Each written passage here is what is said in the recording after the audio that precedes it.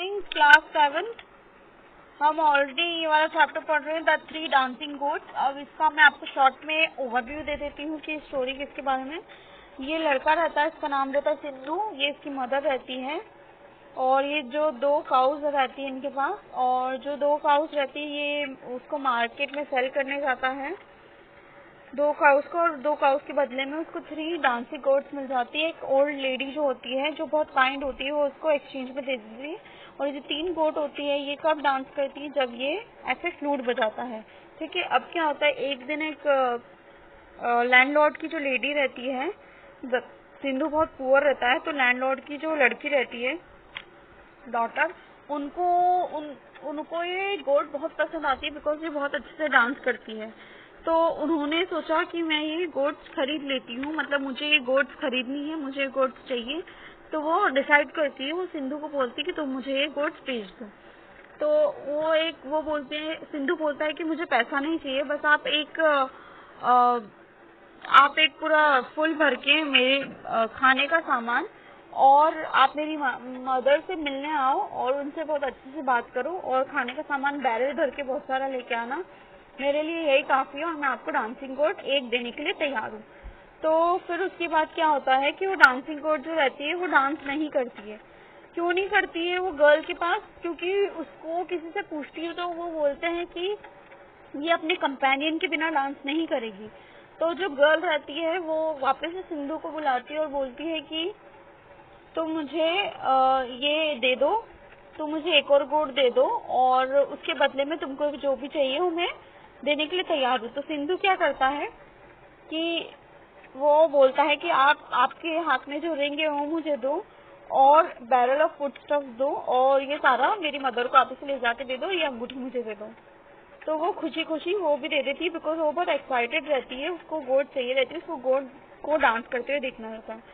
उसके बाद क्या होता है कि सिंधु वापस से वो उसकी सर्वेंट जाके बताती है उसको, गर्ल को, सॉरी सिंधु को, कि जो लैंडलॉर्ड की डॉटर है वो बहुत अनहैप्पी है बिकॉज जो गोट है वो अभी भी डांस नहीं कर रही है। तो सिंधु जाके पूछता है उनसे, तो वो वहीं डोर पे खड़ी रहती है और वो बोलती है कि मुझे बहुत बुरा लग रहा है ये सुनना, मुझे बहुत बुरा लग रहा है ये मांगना कि मैं तुम्हारी 3rd गोट भी मांग लूंगी, उसके बाद तुम्हारे पास कुछ नहीं रहेगा। तो बोलता है कि इट्स ओके, मैं आपको ये देने के लिए तैयार हूँ, बट उसके बदले में मैं एक बार बजा के देखना चाहता हूँ कि ये गोट नाचती है कि नहीं नाचती है। और आपको शायद पता नहीं होगा, ये 3 गोट सिर्फ इसी फ्लूट पे डांस करती है, अगर ये फ्लूट नहीं होगा तो ये तीनों गोट डांस नहीं करेगी। और फिर उसने एक बार फ्लूट बजा के बताई तो तीनों गोट अच्छे से मैरिली डांस करने लगी। नाउ यूनिट 5, हमने यूनिट 4 तक कंप्लीट कर लिया, अब यूनिट 5 पढ़ेंगे।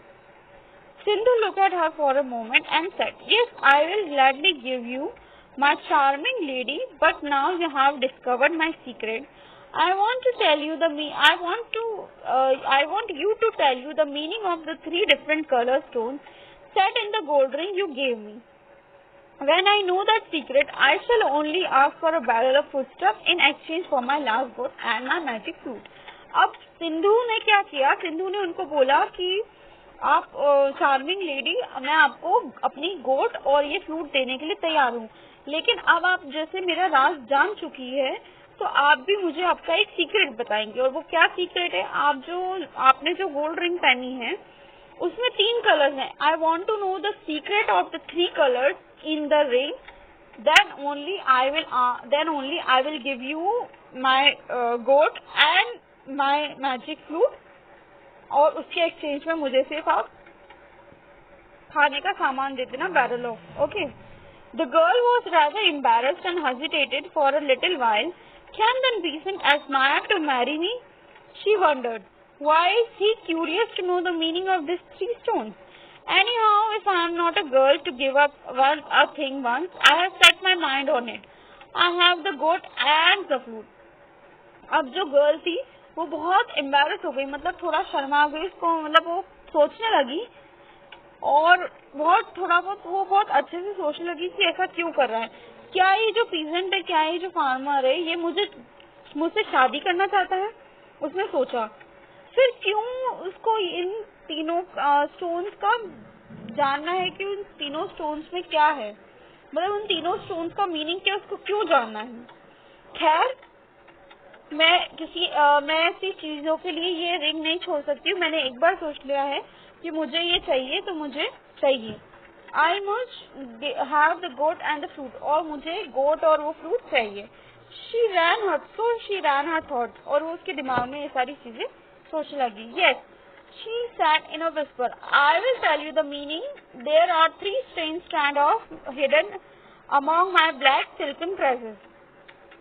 अब उसने क्या बोला कि हाँ ठीक है, मैं तुमको ये बताऊंगी, मैं ये इसका मीनिंग बताऊंगी। Yes, so listen, there are 3 strands of hair hidden among my black silken tresses. अब उसने बोला कि ये 1 सेकेंड, मेरे जो बाल है उसमें 3 स्ट्रैंड है। स्ट्रैंड मतलब होता है अपन लट जो बोलते हैं, 3 लट ऐसी है जिसका अलग कलर है। 1 is pure white the colour of diamond, 1 is dark red the colour of ruby, and 1 is bright green the colour of emerald. So in my ring there are 3 stones of similar colours, but all this is a secret dear lad. अब उसने क्या बोला, मेरे बाल में 3 लट ऐसी है, एक लट जो है वो पूरी व्हाइट है जो कि डायमंड को रिप्रेजेंट करती है, एक है पूरी डार्क रेड है जो कि रूबी के कलर को रिप्रेजेंट करती है जो मैंने हाथ में पहना है, और एक है ब्राइट ग्रीन, एक है बहुत हरी, वो क्या एमरल्ड। एमरल्ड क्या होता है, पन्ना टाइप स्टोन होता है, पूरा ग्रीन रहता है। वो मेरी रिंग में है और ये तीनों कलर सेम है, और यही है secret my dear lad. I understand, beautiful lady, said Sindhu. Here's my flute and there's my god. I take my leave and hope you will be happy with the 3 dancing goats.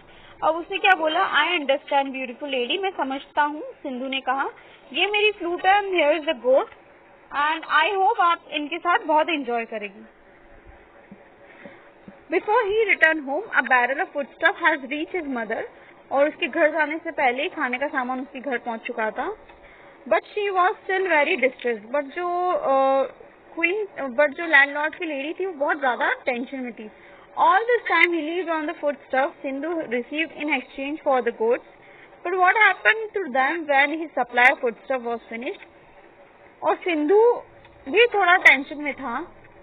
क्यों tension में था कि वो फिर जब उसका खाने का सामान खत्म हो जाएगा तब वो करेगा क्या, और ये लेडी भी सोच रही थी कि उसका खाने का सामान खत्म हो जाएगा तो वो करेगा क्या। उसके पास सिर्फ गोट ही थी और for the goats, but what would happen to them supply food, but वो खाने का सामान खत्म हो जाएगा तो क्या करेगा। Sindhu had too much worry, Sindhu बहुत ज्यादा टेंशन में था। He believed in the words of the old lady who had taken his cow in exchange of the goats. The 3 dancing goats would bring him love.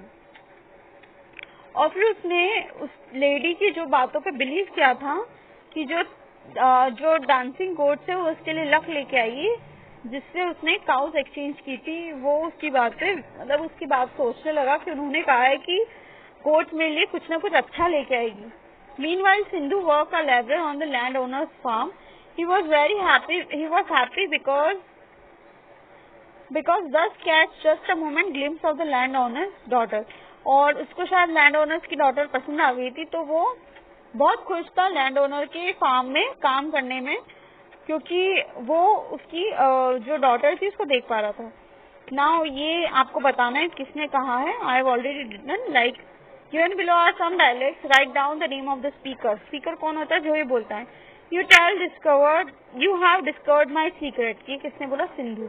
Okay, इस तरह से ये exercise आप कर लेंगे यूनिट 6। सो यहाँ तक आपको कंप्लीट करना है। Then one day it came to pass that the land owners announce his intention of finding a suitable bridegroom for his lovely daughter and made it known that whoever could name the 3 strands of her hair among her black silken breasts should have for her bride. अब जो land owner था उसने एक दिन decide किया, और ये news Sindhu के पास आई कि उसने बोला कि वो उसके लिए ब्राइड रूम ढूंढेगा, मतलब उसके लिए दूल्हा ढूंढेगा उसकी लड़की के लिए। और उसका क्या क्वेश्चन था कि जो भी उसके 3 बाल के जो 3 स्ट्रैंड्स है, जो लट है जो उसके ड्रेस में छुपी हुई है, आप देख सकते हैं उसमें छुपी हुई है, मतलब उसके बालों में छुपी हुई है, वो उसका बताएगा कि उसका मीनिंग क्या होता है, वो उसको अपनी लड़की का हाथ देगा, मतलब वो उससे शादी करवाएगा। It was curious way of finding bridegroom wasn't it. और ये बहुत अजीब तरीका था दूल्हा ढूंढने का, राइट। हमने देखा होगा स्वयंवर होते हैं, लाइकवाइज यहाँ पे भी क्या था, ऐसा था। Many young men from all parts of the country came to try their luck, but no one of them could make the right guess. और बहुत पूरे कंट्री के जो थे, सब दूर से, पूरी कंट्री से लोग आए, बहुत सारे यंग मैन, मतलब दूल्हा और बहुत सब दूर के राजा आए, क्योंकि सबको शादी करनी थी उनसे। और सबने अपना लक आजमाया, मतलब सबने अपना अपना चांस पे आंसर बोला, बट किसी का भी आंसर सही नहीं था, किसी का भी राइट गेस नहीं था।